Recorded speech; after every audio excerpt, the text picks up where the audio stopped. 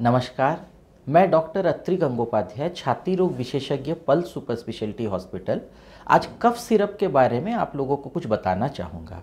अक्सर मौसम बदलने से, खांसी होने से हम लोग दवा दुकान जाके कफ सिरप लेते हैं। इससे परहेज करना चाहिए क्योंकि बहुत समय खांसी के कारण कुछ और होता है जो कफ सिरप से नहीं भी जा सकता है। बिना सलाह के कफ सिरप लेने से कभी शुगर बढ़ सकती है, हाथों में कंपन हो सकती है, नींद जैसा लग सकता है, सर चकरा सकता है।